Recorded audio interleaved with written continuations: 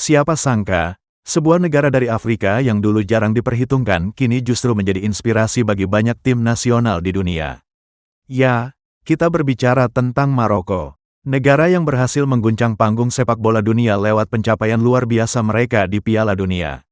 Yang menarik, banyak pihak mulai melihat bahwa perjalanan Maroko bisa menjadi contoh nyata bagi timnas Indonesia. Garuda memang belum pernah tampil di Piala Dunia era modern. Namun, apa yang dilakukan Maroko membuktikan bahwa negara yang bukan langganan elit dunia pun bisa menciptakan sejarah. Lalu, bagaimana sebenarnya jejak Maroko? Apa saja yang bisa dipelajari Indonesia? Dan apakah mimpi melihat Merah Putih berlaga di Piala Dunia benar-benar bisa menjadi kenyataan? Mari kita bahas bersama sampai tuntas.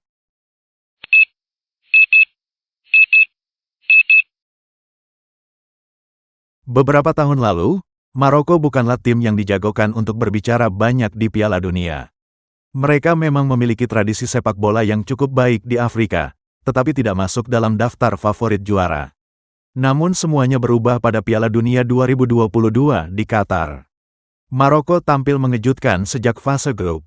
Mereka berada satu grup dengan Kroasia yang merupakan finalis Piala Dunia 2018, Belgia yang saat itu dihuni generasi emas, serta Kanada. Banyak orang memperkirakan Maroko hanya akan menjadi pelengkap. Tetapi kenyataannya berbeda. Mereka bermain disiplin, penuh semangat, dan sangat terorganisasi.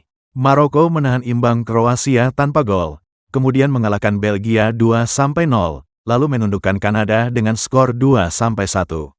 Hasil itu membuat mereka keluar sebagai juara grup. Sebuah kejutan besar.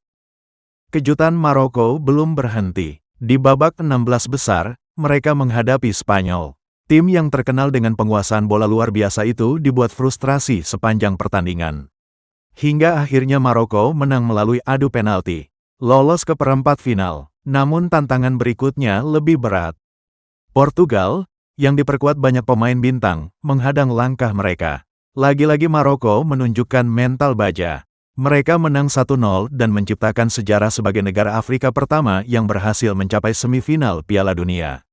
Walaupun akhirnya kalah dari Prancis di semifinal, pencapaian tersebut mengubah cara dunia memandang sepak bola Afrika. Pertanyaan besarnya adalah, bagaimana mereka bisa melakukannya? Ternyata keberhasilan Maroko bukanlah keajaiban yang datang dalam semalam. Ada proses panjang di baliknya. Pertama, mereka memiliki visi jangka panjang. Federasi Sepak Bola Maroko membangun sistem pembinaan usia muda secara serius. Mereka mendirikan pusat pelatihan modern untuk mencetak pemain berkualitas. Kedua, mereka berani memanfaatkan diaspora. Banyak pemain Maroko lahir dan berkembang di Eropa. Mereka dibina di akademi-akademi terbaik, lalu dipanggil membela tanah leluhur. Ketiga, mereka memilih pelatih yang tepat. Sosok pelatih mampu menyatukan pemain dengan latar belakang berbeda menjadi satu tim yang solid. Keempat, mereka membangun mentalitas. Para pemain Maroko tampil tanpa rasa takut menghadapi tim besar. Mereka percaya bahwa siapapun lawannya bisa dikalahkan. Menariknya, Indonesia perlahan mulai menunjukkan pola yang hampir serupa. Program naturalisasi semakin diperkuat. Banyak pemain keturunan Indonesia yang berkembang di Eropa memilih memperkuat Garuda. Kehadiran pemain-pemain seperti J. Izes, Miss Hilges, Kelvin Verdong, Kevin Dix, hingga Ole Romeni memberikan peningkatan kualitas yang signifikan. Selain itu, pembinaan usia muda juga mulai mendapat perhatian lebih. Timnas kelompok umur beberapa kali tampil di turnamen internasional dan memberikan pengalaman berharga. Perbaikan fasilitas latihan juga mulai dilakukan. Walaupun belum sempurna, arah yang ditempuh terlihat semakin jelas. Meski demikian, Indonesia tetap memiliki pekerjaan rumah yang besar. Maroko telah membangun fondasi mereka selama bertahun-tahun. Sementara Indonesia masih berada dalam tahap perkembangan. Kompetisi domestik harus semakin profesional. Pembinaan usia dini perlu lebih merata hingga ke berbagai daerah. Kualitas pelatih lokal juga harus terus ditingkatkan. Infrastruktur sepak bola harus berkembang lebih baik. Yang tak kalah penting adalah konsistensi. Salah satu pelajaran terbesar dari Maroko adalah soal mental. Mereka tidak pernah merasa kalah sebelum bertanding. Ketika menghadapi Belgia, Spanyol, atau Portugal, mereka tidak gentar. Justru mereka bermain penuh keyakinan. Indonesia juga perlu memiliki karakter seperti itu. Menghadapi Jepang, Korea Selatan, Australia, Arab Saudi, atau tim besar Asia lainnya, Garuda harus datang dengan keberanian. Rasa hormat boleh ada, tetapi rasa takut tidak boleh muncul. Dengan format Piala Dunia yang kini diikuti 48 negara, peluang negara-negara berkembang menjadi lebih terbuka. Asia mendapatkan jatah lebih banyak dibanding sebelumnya. Ini adalah kesempatan emas. Indonesia bahkan sudah menunjukkan perkembangan signifikan dalam beberapa tahun terakhir, dari tim yang dulu kesulitan bersaing di Asia Tenggara, kini mulai diperhitungkan di level Asia. Perjalanan menuju Piala Dunia memang masih panjang, namun jalan sudah terlihat, dan itu membuat harapan semakin nyata. Maroko telah membuktikan bahwa status bukanlah segalanya. Mereka bukan negara dengan sejarah panjang sebagai juara dunia. Bukan pula tim yang dipenuhi pemain termahal.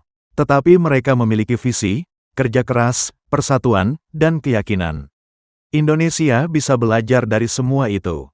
Tidak perlu meniru sepenuhnya, namun semangat dan prinsip yang mereka bangun bisa dijadikan acuan. Jika dilakukan secara konsisten, bukan tidak mungkin Garuda suatu hari nanti benar-benar terbang ke pentas dunia. Pecinta sepak bola Indonesia, jejak Maroko mengajarkan satu hal penting. Mimpi besar tidak pernah tercipta secara instan. Ia dibangun melalui proses panjang, kerja keras, dan keyakinan bahwa hal yang dianggap mustahil bisa diwujudkan. Hari ini mungkin Indonesia masih berjuang mengejar ketertinggalan. Tetapi siapa yang tahu, beberapa tahun ke depan, dunia bisa saja menyaksikan timnas Indonesia menciptakan kisah yang sama seperti Maroko. Dari tim yang diremehkan, menjadi tim yang membuat dunia terpana. Apakah menurut kalian timnas Indonesia benar-benar bisa mengikuti jejak Maroko dan tampil mengejutkan di Piala Dunia? Tuliskan pendapat kalian di kolom komentar. Jangan lupa like, subscribe, dan aktifkan lonceng notifikasi agar tidak ketinggalan update terbaru seputar timnas Indonesia dan sepak bola dunia. Sampai jumpa di konten berikutnya. Salam sepak bola, dan Garuda di dadaku.